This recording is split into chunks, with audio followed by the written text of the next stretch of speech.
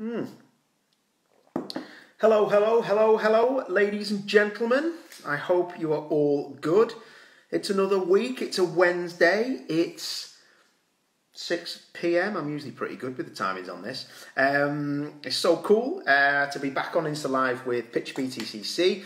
Nevermind the Ballast. Love the name of this show. It's wicked, isn't it? I hope you're all very good. I'm going to level with you. I have been in bed for the last 5 or 6 days. I have had the worst food poisoning just in the world. I've not really been on social media, so this is the first day I've felt proper.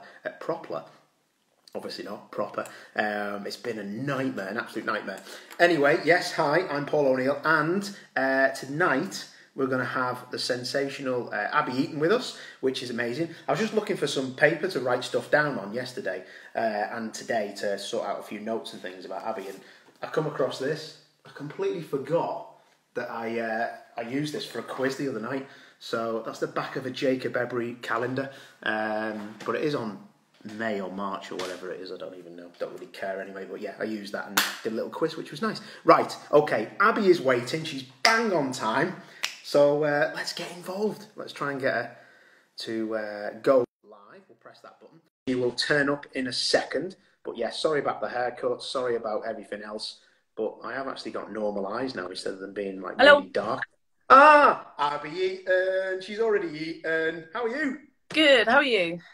All right, thank you. You look very sharp. What's going on? You've been Sharp? just in the gym. Yeah? What do you mean? Oh, you've been like chiseled? No, I'm trying to lose it. I've put so much weight on in lockdown. Oh, right. Okay. It's all the biscuits I eat with it. Well, you are from Hull, so that's proper strong tea country, isn't it? A bit like here. Yeah. The spoon basically stands up in it. If anyone makes it any different, I'm judging. Look, I thought it was coffee. Oh, sod that. No, thanks. So you like a strong tea then? Absolutely, yeah. You remind me of James Pickford, who we both know, who used to race British touring cars and a little bit of British GT and stuff.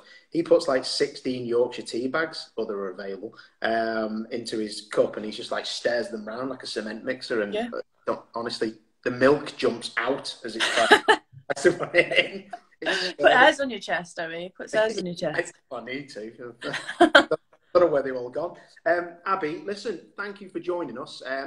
So many excited people. It's been not weird. I knew it would be a great thing for you to come and have a chat with us, but like so many people are just so interested to hear what you have got to say and we'll chat about. But it's been a story so far, isn't it, yourself? Because I remember you 2009.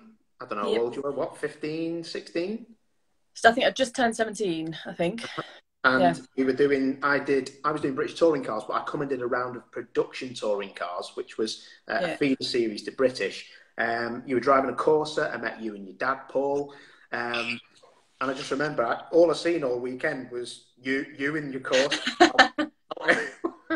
But it's been such a story, and now we're here, and you've got a W Series contract. You've been on Grand Tour. Hopefully that will go ahead again. But you just got so many cool things that have happened. It's been a cool little story, isn't it?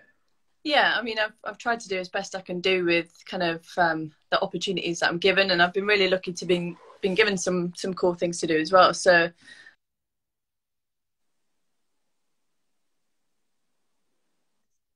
say yes to any kind of experience that comes my way, and it's thankfully done quite well for me.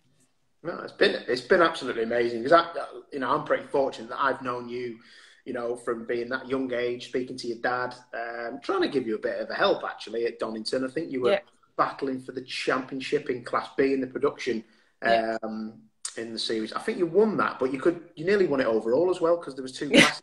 But it was our pal Si Shaw and me going for the overall championship, and it came down to the last round at Snet. And I remember he was coming round because he was in the next class up, so he was in a slightly quicker car. And I remember going around Coram, and I saw him behind me, and I was like, I'm going to try and hold him up. He just fired me. He just pushed me straight off and like got through it. And I was like, there was no way I was going to kind of be able to fight him off. But yeah, our pal Si. I didn't know that. And if people watching might not know Si Shaw, but Simon Shaw's a top peddler, really good driver. Never quite made it to British touring cars, but I thought he was a really good guy, racing wise, and he lives in Warrington up the road. But that's a funny story, that actually, isn't it? Because he was battling hard. He had Dunlop backing, I think, as well, didn't he? And, yeah.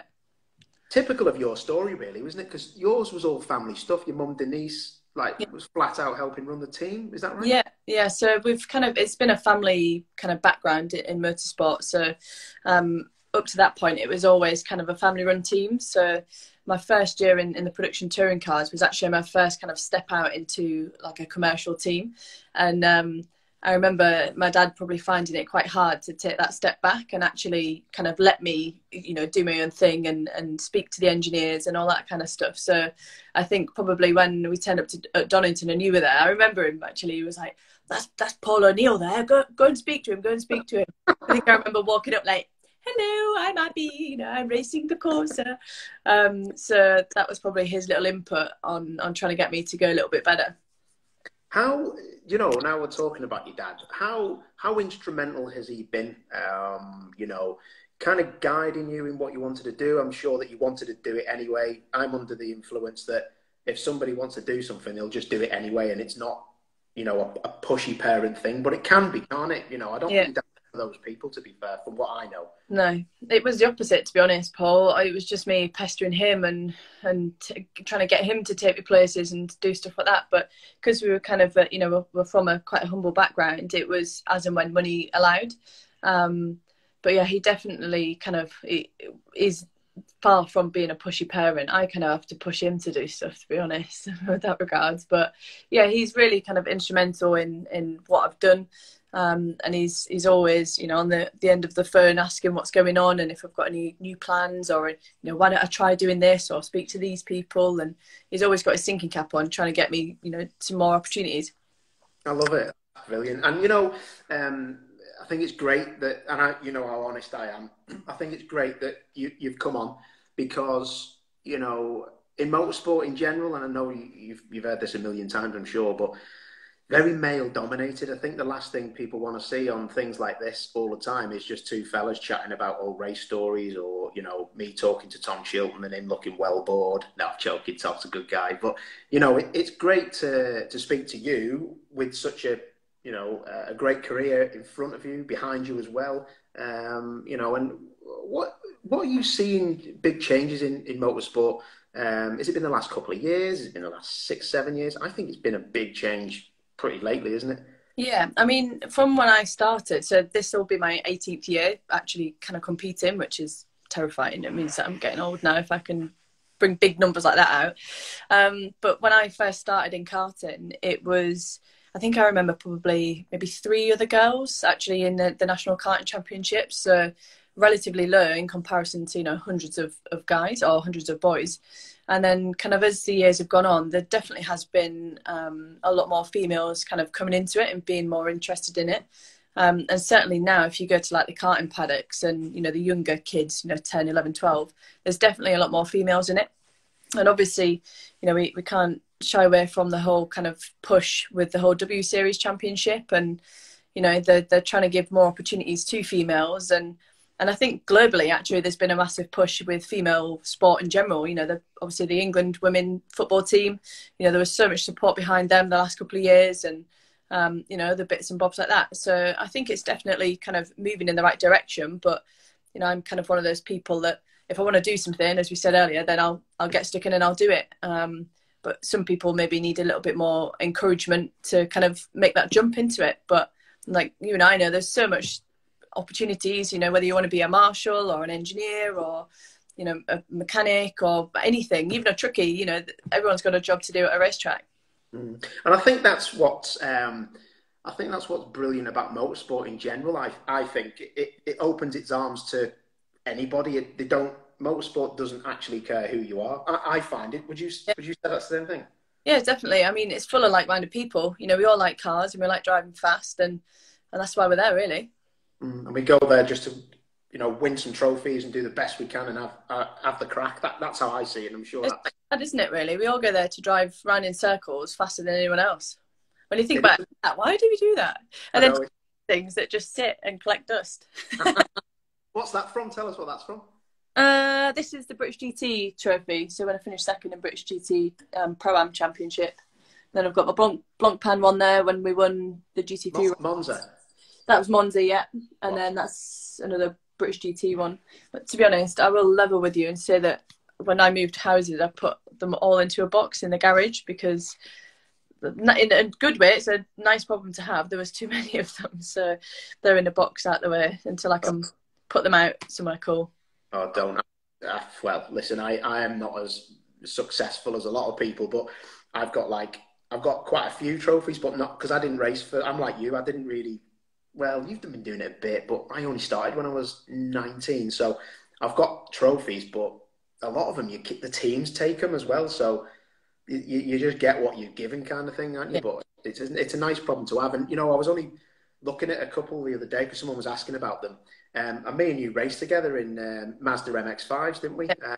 Which you were the champion of, and which I think people don't respect as much as they should. That championship was so hard.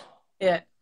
And it was wicked fun as well. Well, looking back on it, it was wicked fun. But actually, at the time, you're so focused on like consistency and kind of getting those wins and stuff in. But yeah, it was wicked, and there's some top drivers in it, and yeah, a lot of them have gone on to race, a lot of in exciting things as well. So yeah, best year really, 2014, because I had to work for it. It wasn't handed to me on a plate. Yeah. I remember coming in at Alton, and I think this, motorsport is brilliant. Like I said, it offers itself to anybody, but there's still a stigma attached. I find that they couldn't quite get their head round. A lady was battling. And I think you'd had a really good run at Anglesey or something. He'd won 3. And people were just like, do you know what it was? I'm not going to lie. I don't think that was anything to do with you being a woman. I think the deal was is that it could have been your man down the road, right, pitching up. And just because you were that fast, people, they cannot deal with it. Racing drivers are a funny breed, aren't they? And do you know what? I don't know how we got the setup so sweet. I remember we did the test day the day before. And I remember first going out and the car was just handling like a pig. And I was like, Dad, it's not working. And literally all we did was put a new set of tyres on it because the other tyres are done on a million heat cycles. So we bought some tyres, put some new tyres on it, and we just dropped the car. We dropped it on the ride height.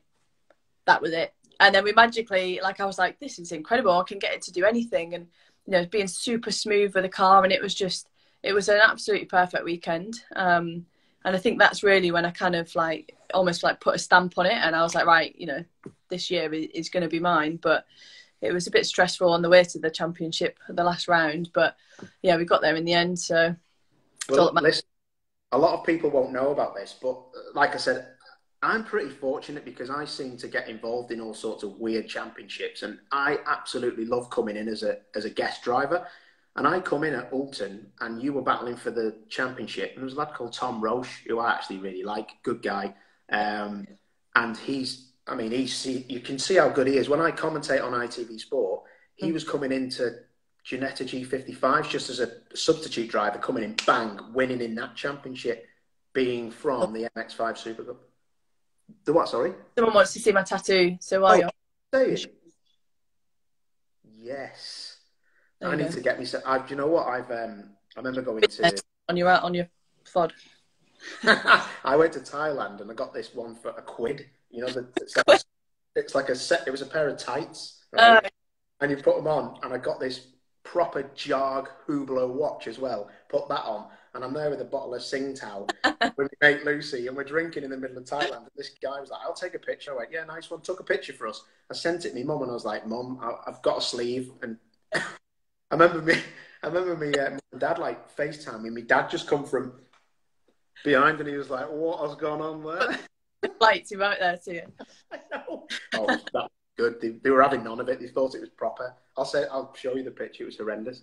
But yeah, that championship was really good. But I want to ask you actually, because I've seen a brilliant bit of footage of your onboard at Donington. You were battling for the title. You got spun round when you were battling up the front, and you needed to finish somewhere in the points, but you ended up having to come in the pits with damage. And there is an amazing piece of footage of you sobbing your heart out with your dad and someone else who was obviously spannering the car. Yeah. And he is just telling you how it is, and you look like inconsolable, unbelievable. And like, so that was basically the last round of the championship, and I kind of went into it with a 17-point lead, and I was like, right, all I need to do is finish, and you know, it's in the bag. So I was kind of not really getting involved in things that, you know, were risky or anything like that. And in the first round, my the alternator belt came off, and I was like, oh man, like I can't pit, like I've got to keep going, and basically kept on going, and it just drew all the power from the engine and just cooked the engine. So I had a DNF from that, and basically we were allowed to have drop points. So when you DNF, you pick your next worst finish, if you like, or next best finish, which was 6th. So I got points from that. So I was still kind of in it, thereabouts. But we didn't have another engine because, you know, we haven't got a load of engines lined up in the van. You know, we're not that kind of, you know, money background. So my dad's like, look, like we're going to have to buy an engine at some point to sell it, or we get you on now and hopefully you can finish tomorrow and possibly win. So he phoned the scrapyard that's down the road from Donington and was like, hey, yo, have you got any smashed up MX-5s that still run? And they're like, oh, yes, Mr. Eaton, we have one right here. So they delivered it to the track. And my dad, my uncle, my mechanic Chris, Ray Worley, who was one of the other drivers, all during the night, you know, swapped this smashed up car engine into the race engine. And then the next day for the last race, starting from the back of the grid, this engine, I've got no idea what it's like. So I just basically said to Dad, before I went out, I was like, look, Dad, I said, you know, thanks for doing what you've done, but I'm just going to go and enjoy it because it's highly unlikely I'm going to get into the top 3. So yeah, I'm just going to have fun. So went out, and then obviously when the flag drops, you forget all that. And I was just on a mission and cutting through everyone from the back of the grid, and I kind of got just up behind Tom Roach, who was 2nd in the championship. So that's where I needed to finish to kind of win the championship. And I was like, bloody hell, like I've done it. Like how did I do this? And I'm like, oh, right, okay, I can just cruise around now. And with that, a guy on that was nothing to do with the championship, he wiped me straight off. And that's what you see on the footage. You see the kind of start of the race to being hit off. And then I can't explain, like, the emotion that came out of me, like it was just completely uncontrollable. And I was smashing the steering wheel, I was punching the centre part. My hands were black and blue at the end of it, screaming, crying.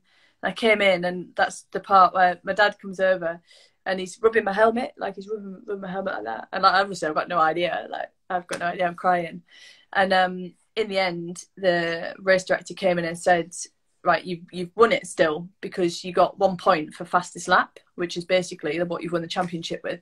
So during that race, I got the fastest lap by 1.5 seconds, and that's what bloody clinched me it. So talk about stressful, man. So stressful. Unbelievable. But I just thought the bond between yourself and your dad that day was just to see. Thank God we won it. Oh, God. Did you take the engine back to the scrapper? Yeah, we did. It was bloody slow. It was down on power. Is that what happened? You managed to drive it back here because it was so slow? Yeah, pretty much. I was like, you know, you're doing karting, like trying to get a little bit more speed down the straight. Unbelievable. I love all that, Abs, because that just shows how much people want it. You know, and there's nothing wrong. And you know me, I'm quite an emotional person. If I get a good result or something happens that's good for me, you know, I can't hold it in, and I don't see why people should. But if they have to, and that's the way it is, then that's cool. But I thought it was brilliant, and that brings me on to my next question. Actually, you know, how important is it for racing drivers in general to have a role model? You know, who was your role model? You know, there's not many women. If it was a woman to pick from who was a role model, Michelle Muto, people like that in WRC, just absolutely amazing women. I mean, was it a woman for you? No, so for me it was my dad. You know, growing up watching him at all the tracks, you know, when I was a kid, I'm like, he's invincible. You know, he's rolled a car into Mallory Lake and he's got out and he's like, yeah, you know, it happened. You know, he is my idol from growing up. But I guess kind of watching F1 on the TV back when I was that age, it was all about Shuey. And it was kind of through his run where he was just unstoppable.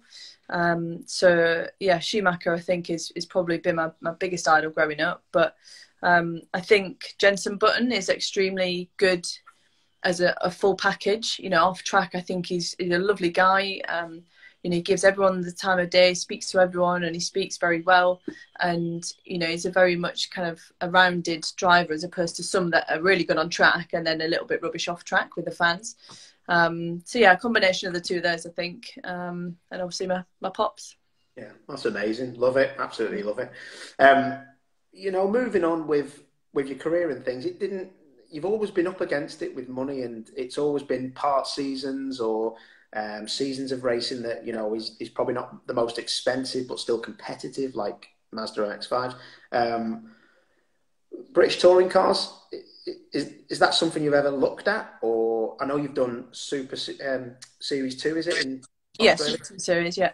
Yeah, that's probably harder than British touring cars. I tell you what, they are the most talented drivers I've ever seen in my whole entire life, and especially dealing with the heat exhaustion out there. Like, my hat is completely off to them. They're insane.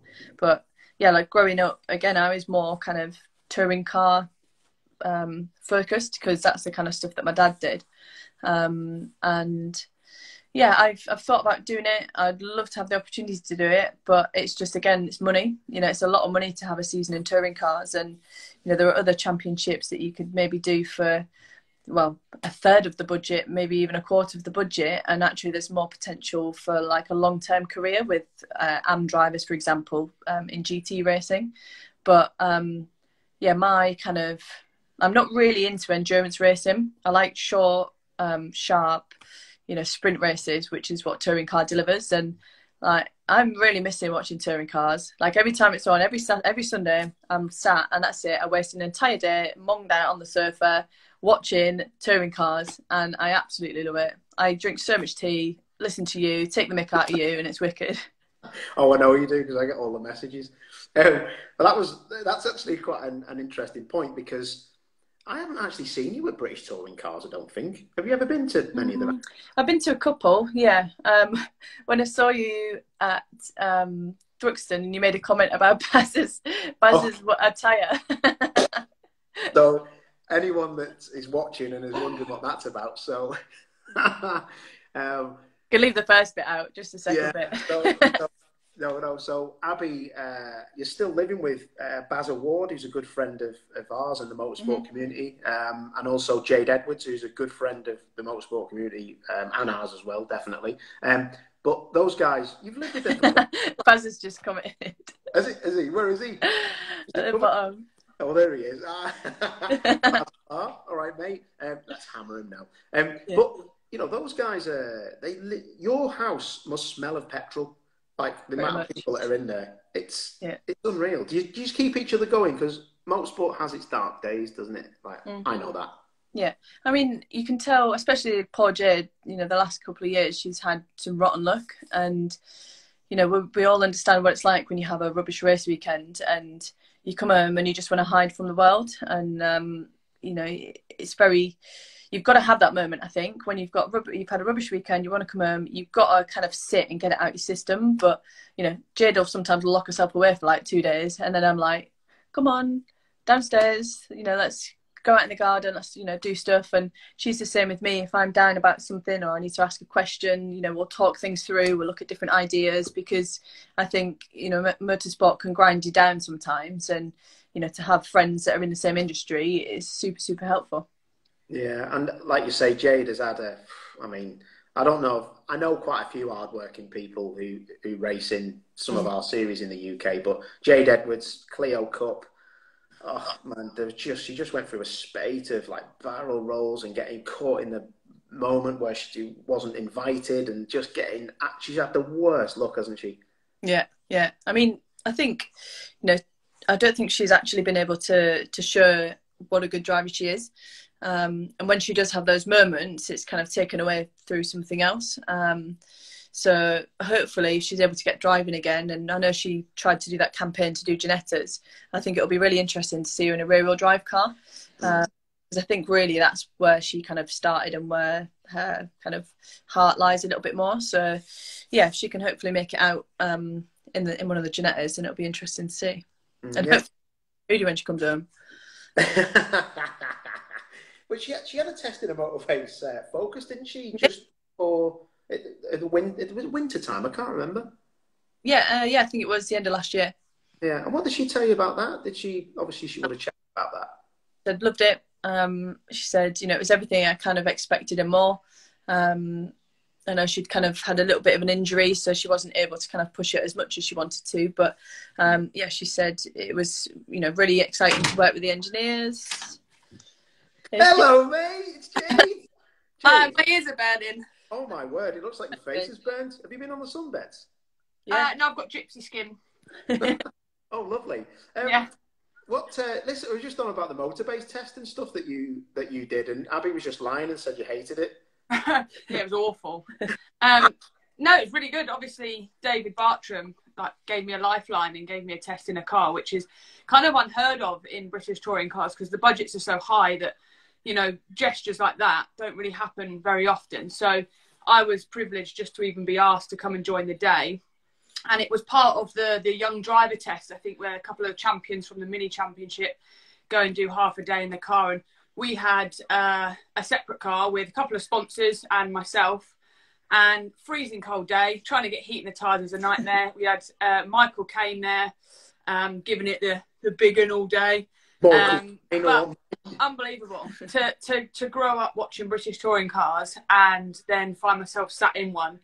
And it's little things that you don't even think about. It's the name badge on the dash, with the Dunlop sign and stuff like that, that you grow up watching all these little features. And suddenly I remember driving down the back straight at Snetterton and thinking, I don't care how slow or fast I'm going. This is just my childhood dream, basically. So absolutely loved the day. Yeah, I can't thank David Bartram and Motorbase enough. It kind of gave me a foot up into that press of British touring cars. When we announced that I did the test, it went absolutely mental. So, I owe them a lot, and hopefully one day it'll pay off, and I'll line up on this British touring car grid, and I'll probably be more giddy than Michael Crease, to be honest.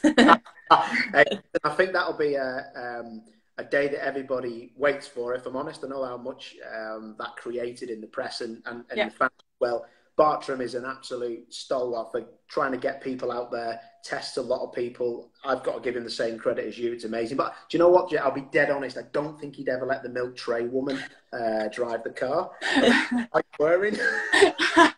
No, probably not. No, probably not. If she does it, I might even turn up and be a cheerleader. Oh, my God. Honestly, I think that me and British touring cars would be the best fun because I've already got ideas for grid girl, because I don't want a grid girl because I'm a female. So I'm going to have muscly men and doing it again. I'll probably get Baz to do it for one round. Did you hear that? Baz. What a house. Oh my word. Do you know, I remember when Fiona Leggett drove, and was it she that had grid boys? I'm not doing it again. Well, you've got an even better tan than Jade. I've got fake tan on and they're still darker than me. I can't believe you guys. Have you just been tanning up? Is that all you've been doing? Well, what else do you want us to do? That's very true. I forgot we're in lockdown. I've been in bed for 5 days. I was just telling the guys before you turned up, I had food poisoning. It was horrendous. I'm not surprised the state of your kitchen. Oh, you know what? When I got it, and I didn't want to tell anyone because it wasn't that I was embarrassed I had food poisoning. I was like, I bet everyone says it's because of the state of my kitchen. Anyway, it's Abbie's chat, so I'm going to leave you guys to it. But nice to see you. Thanks, Jade. I was just having a great time until you turned up. She's going to end up there. That's a taste of the madness of the racing household. I couldn't even imagine. Actually, Abbie, I did ask Jade if they were going to be about tonight, and she said you were going to be at someone else's house. Am I allowed to ask about that? If you want. So what's been happening? My Facebook come up the other day, and I was like, "Oh, that's nice. Abbie's got a new girlfriend. What's gone on there?" Yeah. So I'm not sure how it's going to go, but so there's another female driver, Jess Hawkins. So her and I are dating, and kind of have been since the start of the year. Obviously, it's the first kind of female driver that I've dated. So hopefully it works a little bit better because kind of we both understand the industry. Kind of it's very difficult with our industry that a lot of people don't really understand it, and kind of having someone that gets it and gets how much it means to you, how much commitment it takes. When you're working away and you work until God knows what hour, and you've just got to grab a bit of food quickly and then get some sleep. It can be difficult to explain that to a non-racing person. So yeah, hopefully it works out long term, and she's a good crack, and just as long as I'm quicker than her, that's all that matters really. I tell you what, and she's a fast old peddler. Like I think I've done a Mini Cooper race or something she was in. She was always up the front, rapid. Yeah, and she is pretty quick, and especially, I know last year with her first year in W Series, she hasn't had a lot of kind of single seater experience. So I know she kind of probably each time she went out got quicker and quicker, but she's really excelled through the year, really driving a single seater. So I know when we eventually get to go racing with W Series that I'll probably have to kind of lasso onto her to start off with, and then hopefully she'll turn me around, and that's it. Maybe that's it. We need to work together to get a toe off each other. She better give me a bloody toe. That's all I was just going to say, one, I've never seen you look so happy, and two, it's a grand plan, this, isn't it? You're like, can I just have a quick look at your data? It'll be like being at school, won't it? Let's copy off. Darling, what are you doing on turn 3? Tell you what, I never looked at anyone's data because the screen wasn't big enough to put the lines together because I was so... W Series. Let's talk about W Series. Divides a lot of people. I think it's brilliant, and I think that some people forget that it's not just all about the drivers. It gave us our first full commentary team was Coulthard and Claire Cottingham. Yeah, it was first time that a commentator had the lead as a lady, and I think it just gives out good positive vibes, and it should be helping everybody, not just the drivers. All females are going motorsport, isn't it, and opening the boundaries, I reckon. Yeah, and I think when it was first announced, I publicly said that I didn't agree with it, and the kind of main reason for me saying that was that the reason why there aren't kind of females right at the top level is down to kind of money, really. To kind of make it to the top, you need money, you need talent, and you need luck. But if you haven't got any talent and you haven't got any luck, but you've got a load of money, then you're still going to make it. And there are people like Jade, myself, Jess isn't from money background, that we all try and do as best as we can do, but without that kind of leg up, if you like, money wise, to go into these higher, more prestigious championships and be able to do well, we don't really get given the opportunities. So I think what W Series are trying to do, now that I've been able to watch the first year, is that it's just giving us a bit of a platform, if you like, allowing us to compete in an F3 car, which is something I would never ever be able to afford to do. To do a test day in an F3 car is like 6 to 10 grand. It's bonkers.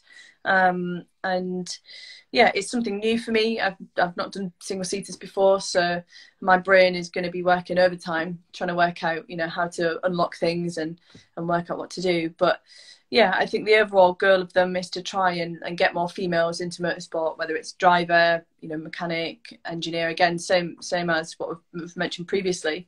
And I think it's been positive so far. The reason I was a little bit unsure as well is that there's been other female championships in the past that, they've been a little bit of a flop, really, because they've not actually had the proper finance behind it to be able to do everything properly.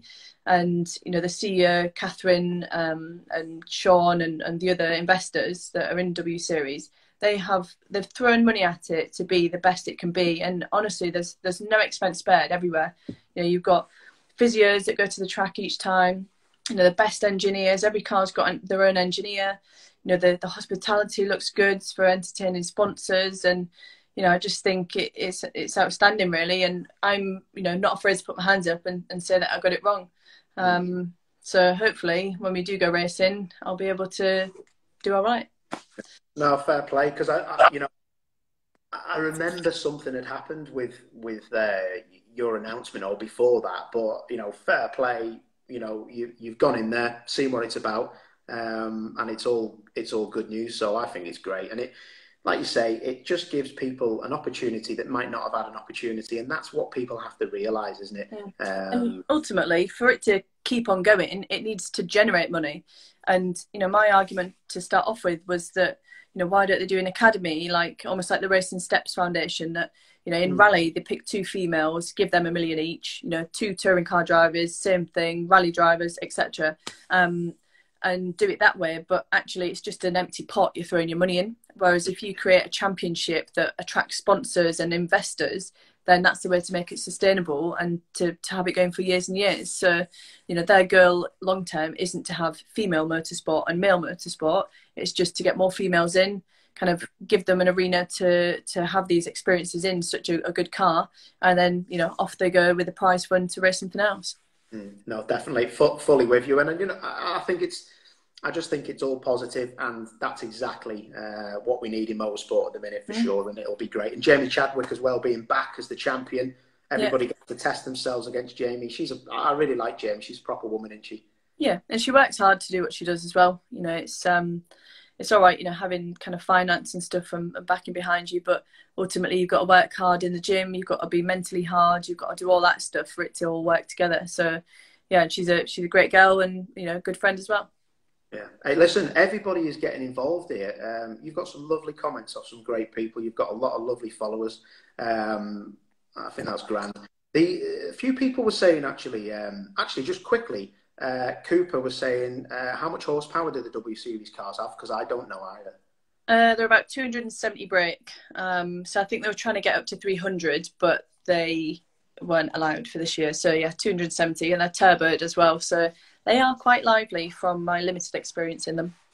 You sounded like someone from around here then. Yeah, it's turboed, mate. Turbo. No, sick. It's got a dump valve and everything. Yes. Hey, there's another one here. 1985 MJC. Abbie and Jade, both on the BTCC grid. That would be awesome. 2 very talented drivers.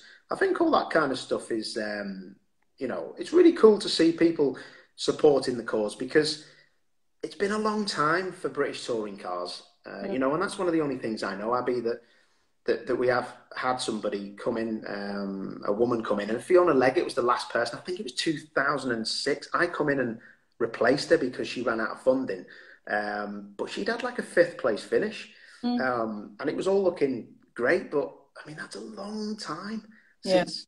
Jade is like, there's Esme Hawkey as well. She's been doing some driver stuff with MB Motorsport, Mark Blundell. But it'll be fascinating to see what goes on. But, you know, British touring cars, if you don't know, and I'll say this, I'm really impressed with what it's done with women in motorsport in general, because they've, you know, we've got some of the best data engineers. I know West Surrey Racing have a lot of the data engineers, ladies. We've got BTC Racing, who have Josh Cook as their driver. Zoe Timbrell, she's team manager, one of the best team managers I know. And a lot of number 2 mechanics, number 1 mechanics, Sophie Bull, WSR people. So there are people that we just need the drivers, don't we?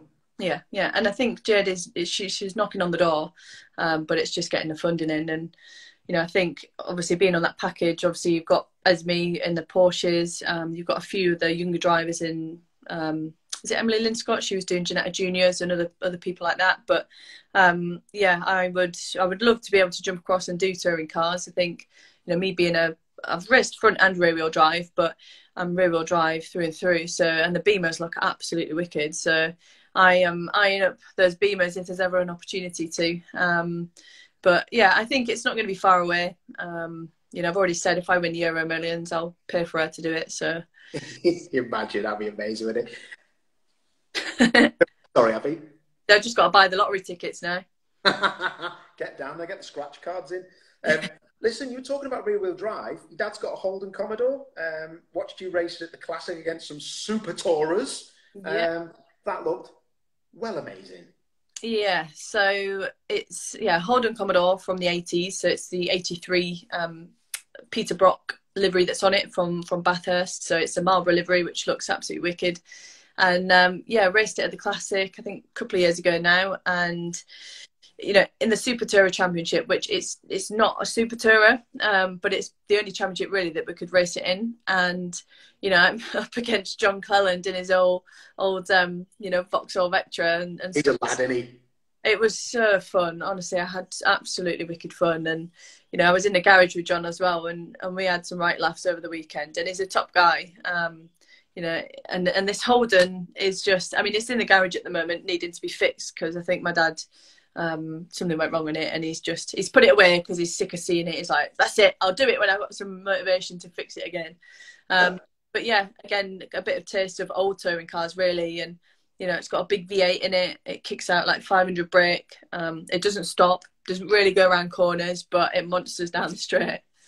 Absolutely love it. And, you know, John Cleland, an absolute touring car legend and an absolute gentleman. I've seen some beautiful pictures of you and John and a few other of the racers, and it just looked like you fitted in, to be honest there. It looked like that was your thing.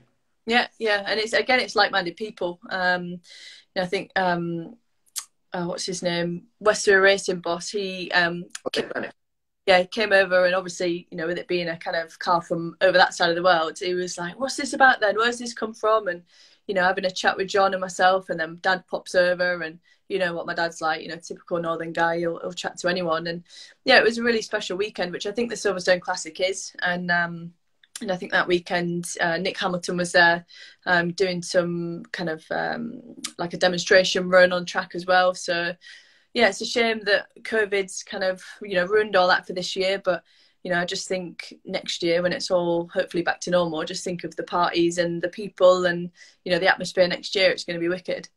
It's definitely one thing we miss, isn't it? You know, but that's just the way it goes, isn't it? And I'm sure we'll all come through the other side of it if we all stick to the rules. I cannot leave you without asking about the Grand Tour.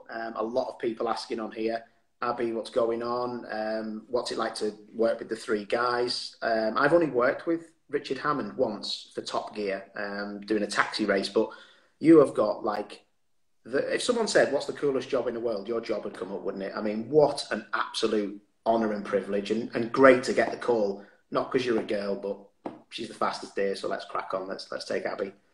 Yeah, it was fantastic opportunity, and, you know, something that, you know, growing up watching them on TV, I never thought that I would be in that position doing. And it, you know, I don't get starstruck, but it was just cool. And I remember like sitting there thinking, how have I done this? Like, how has a girl from Hull, you know, with not a load of money, and, you know, done this and got this opportunity? So I just thought, you know, I've got to give my all and try and do my best. And the kind of audition process, if you like, was just, I got an email. Like, it completely out of the blue, got an email. In fact, I think it even went to my spam folder, and I was like, what's this?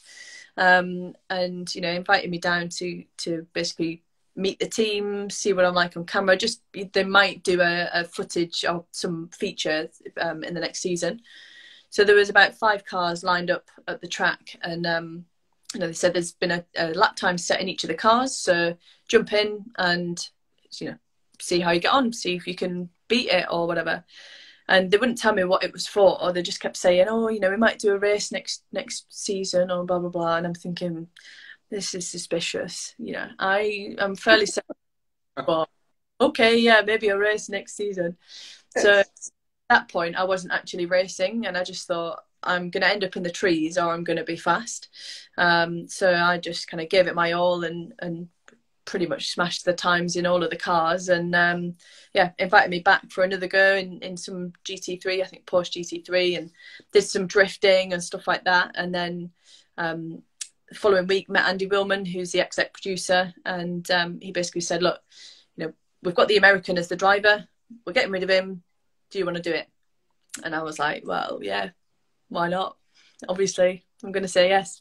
And then, from there, I had a lot of laughs with the team, and, you know, went to some cool places as well, drove some amazing cars that I would never, ever get the opportunity to have driven without that. And, something cool to have on the CV.